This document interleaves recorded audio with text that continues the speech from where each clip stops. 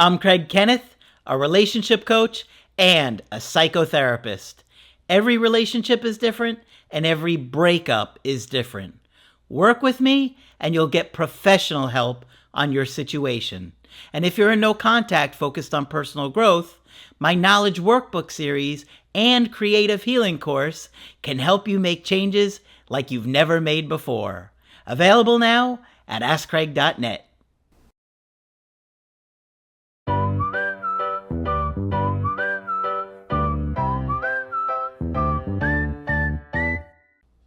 Hi there, I'm Coach Kenneth, and in this video I'm going to be talking to you about he breaks up with me when things get serious. A lot of people do this. A lot of people will run away from a relationship when they are feeling overwhelmed by the severity or the intensity of it. The level of commitment can be really scary. Unfortunately, it's one of the major problems that we struggle with in our relationships is closeness and space, and you'll find that frequently happening in the anxious avoidant dynamic. Unfortunately, many of us didn't grow up in homes where we got a lot of love and affection and we became really secure, and our insecurities come out in our romantic relationships. So the idea of getting committed to somebody can be really overwhelming. The responsibilities and obligations. Sometimes somebody's mental health is not functioning well enough that they can handle their own responsibilities and obligations, meaning they don't show up to work, right? If you have somebody really struggling to do basic things like show up to work or keep a job, they're going to really struggle to do something that is more challenging, like a romantic relationship, which requires sacrifice, obligations, commitment, communication, a lot more challenging skills, in my opinion. Freud said that mental health was to work and to love. Now, if you're struggling to work, it's going to be a lot harder to love, right? In my opinion, love is more challenging than a job or a career. Okay, now I'm not downplaying careers by any means, but the mental bandwidth that it takes to worry about somebody's feelings constantly, commit to them, live in a relationship or a connection where you're okay with sacrificing your needs, maybe just having the impulses to go where you want and do what you want without, having to tell somebody. That can be a real challenge for a lot of people. So when things get serious, a lot of people do run away. If you're avoidant, you're probably the ones doing the running. The anxious people tend to be clinging more because they love that connection, that closeness, and they don't want to let it go. So I've got a good email coaching today that I think you guys are going to enjoy. Let me just jump into this one. They said, "Hi, Craig. My name is Cindy, and I am in my early 30s. My ex is slightly younger than me, and I cannot thank you enough. You have helped me more than I can express. Don and I were together for nearly 5 years. We met in the summer of 2020 and lived together. We recently moved to another country for him after he got a career that made him have to fly in and out every few weeks. He would return each time to see me. I developed an anxious attachment style in the relationship. I believe he's a fearful avoidant." Okay, so our attachment styles are really formed in our early life, those first 3 to 4 years of life. Okay, now it doesn't mean that we can't get anxious in our current relationships because of maybe their behavior or how they're treating you, but our attachment style generally is formed early in life. We broke up twice before, each time when things got emotionally serious. He'd come back weeks later saying that he couldn't live without me, but the cycle chipped away at my self-worth. I started walking on eggshells, always trying to avoid triggering his defensiveness or pullbacks. And this is one of the challenges of dating someone that is avoidant, that constant fear of abandonment.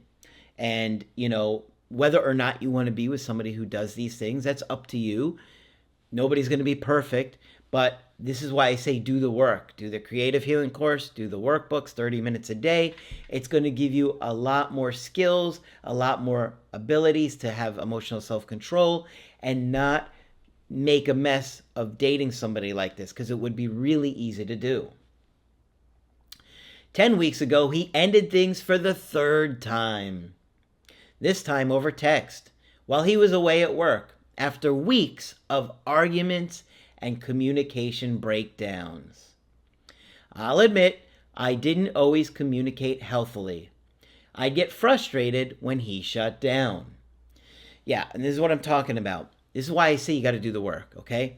If you want to be with somebody like this, you have to really step up. Is it fair? No, it's not fair.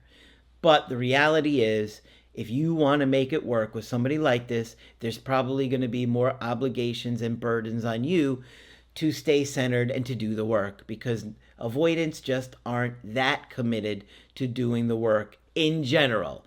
Now, of course, there are going to be outliers that will really work hard on it. It's just that in general, relationships haven't been rewarding for them. They've been abandoned, neglected, mistreated. And so why would they attach to others when their whole life has been, from their caregivers, not getting a lot of love and affection? It just has such a huge, profound impact on somebody. So whenever an avoidant tells me they had a good childhood, I'm like, right, okay, let's ask a couple questions here. And it's usually not too far down before you're understanding why they're avoidant. Alcoholism, neglect, parents that worked all the time, maybe many siblings, could be a lot of different things. Parents that just aren't emotionally literate. When he returned, he helped me move into the house we were meant to live in together. Ouch. That night, he kissed and cuddled me, told me he still loved me. The next day, he said it was a mistake and the breakup was final. This is a roller coaster, okay? This is a roller coaster, and it's going to mess with anybody. It's even secure people are going to get a lot of anxiety from this because, 1 minute you're saying you love me and you want to be with me, and the next day you're like, no, this breakup is final. It's a real challenge. I begged at first, but then stepped back, focusing on grieving and healing. Over the next 7 weeks, he reached out intermittently, saying he hadn't processed the breakup and felt lost. And you're hearing that, and it's keeping you stuck, right? It's really hard to move on when you have an ex doing these things. And I'm not saying that you want to stay in a situation like this, but you guys are adults and you get to make your own decisions, and you have to think about the consequences of staying versus leaving. And that's why, the creative healing course and the workbooks are so incredibly helpful, because there's literally thousands of important questions that you want to ask yourself and consider as part of the healing process and the enlightening. I responded lightly and avoided chasing. I even didn't message him for his birthday. You know that stuff. Especially after hearing he'd badmouthed me to a friend. Oof. The next day, he said nothing from me, and it made him sad. A few days later, he called me crying, saying he missed me, couldn't sleep, and regretted not seeing me before flying out again. He came over and stayed the night. We cuddled, kissed, and he told me our lives are better together. I've heard this one before. From him, right? He said I was the strong one now, and wanted to stay in contact and meet again in late summer when we'd both be back in the same place. I even offered to let him stay at my house while I'd be away working so he wouldn't have to pay for an accommodation. He accepted and offered to cover my rent that week. Oh, so generous, that whole week. After that, he kept initiating contact, but it became less frequent. I had a gut feeling and asked directly if he was seeing anyone, because I would step back if that was the case. He said no. He kept messaging me every 2 to 3 days, reminiscing about our travels, calling himself selfish, even suggesting we take a trip together. He said it seemed like I'd moved on more than he did. But I later found out he is seeing someone else. She went and stayed with him where he works last week. Okay, now this is where I have a real problem. Some of the other stuff was challenging, but this is not right. This is not okay. Okay? I have a real problem with this because she directly asked him if he was seeing someone. And that allows her to choose based on the truth. If he is, she can say, okay, well, we can still see where this goes. Or she could say, no, that's a deal breaker. That's up to her. But he said no. He kept reaching out every 2 to 3 days, talking about their travels, calling himself selfish. Yeah, he's selfish. He is selfish. Even suggesting we take a trip together. And then he said, this is the ironic part. And this is what I say with the avoidance. They often kind of project, right? They blame you for what they're doing wrong. He said it seemed like I'd moved on more than he did. Well, that's certainly not the case, is it?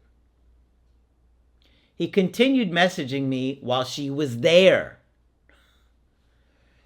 This guy has no integrity. Okay, guys, integrity is one of the most important qualities you want to find in a partner. Okay? I personally am very high on integrity and looking for integrity. Telling me he does miss me and still wants to stay at my place, all while knowing he was sleeping with someone else. I told him that wouldn't be happening. When I confronted him, he brushed it off and said we're both single. That's true. And if that's the case, then why did you lie when I asked you? If that's not a problem, if you're single, then why are you lying and not giving an accurate representation of what you're doing with your life? Because you want to keep her stuck and you want to decide for yourself how this is going to go and not allow her to decide how this goes based on the truth. This is a real problem in my opinion. I don't like stuff like this. It's one thing if he says, yes, I'm dating other people, we're not together, that's fine. But to lie and misrepresent yourself, that is just cruel and really selfish. But he already told you he was selfish. He wasn't lying. I told him I won't be a backup plan. Good for you. You know, that's different when it's one thing when you're trying to figure something out. It's another thing if you're both saying you're going to see other people or one person says they want to see other people. But when they're lying about seeing other people, that's a whole nother level. He apologized and said he didn't mean to hurt me, but that it would be sad to lose me as I'm the only one thing he has over here. You see, he's selfish. He doesn't have other people to exploit, so he just wants to use you. And that's really messed up. I sent a final message saying if he ever wanted to reconnect while back in our town, I'd be open to it. He hasn't responded. I'm now in full no contact. I feel emotionally whiplashed. I still love him, but feel disrespected and confused. Well, he was disrespecting you, okay?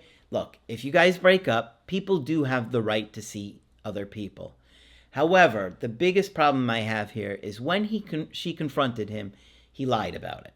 Okay? Had he told her the truth and she could make her choices based on the truth, that's one thing. But this guy is not showing any integrity. He's not showing any honesty. He's not showing any remorse because he knew what he was doing and what he's doing in this other new woman too. I highly doubt this new woman that's seeing him knows about her or that he's texting his ex-girlfriend every few days while she's visiting him. This guy makes me mad. Was I just a safety net or were his feelings real? Or is there a way back? Or do I need to fully let go and protect my peace? Okay. So I see a lot of women wonder this question like, well, were his feelings real? Because women are so tied to their feelings, right? Not that men don't have feelings, they do. But women, I think we can all agree, are more sensitive to those feelings. And so when they think, oh, well, his feelings, if their feelings were real, then this is more meaningful and I shouldn't give up on it. And I could see their point. I'd also think about, though, what is the cost of being with somebody when they lie or mislead you to this degree? You can love somebody, but you have to love yourself.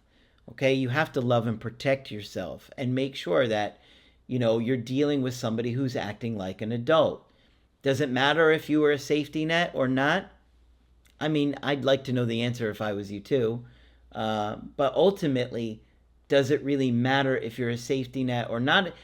Does it matter if his feelings are real, but he still treats you like this? That's what you have to consider. There's a lot of questions you want to ask yourself. This is, again, why I say you want to do the course or the workbooks, because these kinds of questions are going to really make you reflect and grow and make these kind of decisions for yourself. His feelings could be real, but his behavior is real too. And I wonder how you would feel if you had access to his phone, if you saw all these messages to other women or other people that he's talking to.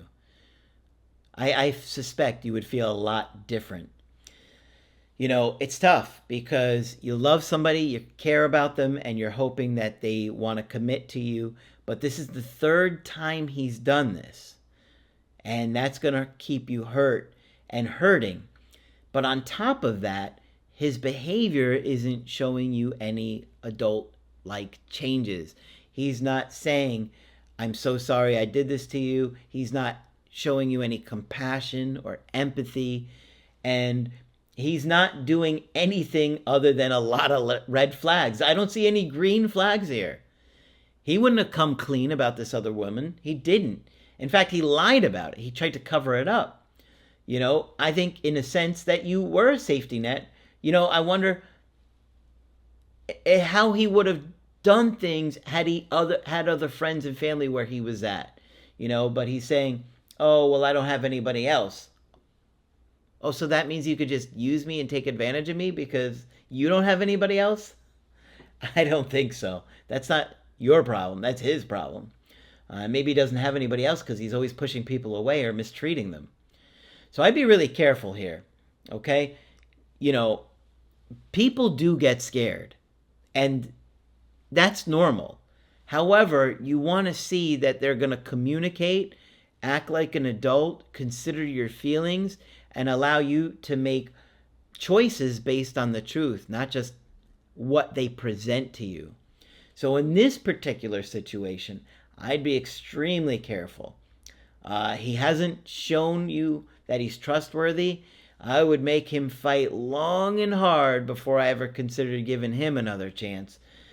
Otherwise, I think you're going to continue to get dragged on with half-truths and, meanwhile, he's living this life that you only know like 50% of, maybe less. Who knows? I mean, this guy's gone for a couple weeks at a time for work.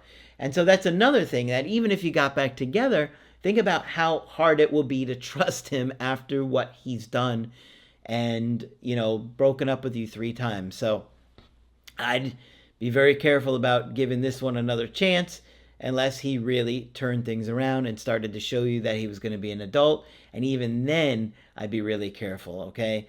Trust is hard to gain and easy to lose. And in this case, he's not doing anything to earn yours. All right, so hopefully this one's been helpful to you. Of course, if you want to get my help personally, you can do that on my website, askcraig.net. I do email coaching and I do Zoom calls. You can get my creative healing course and my workbooks only on the website. But that's it for this video. I'm Coach Craig Kenneth, and I will talk with you soon.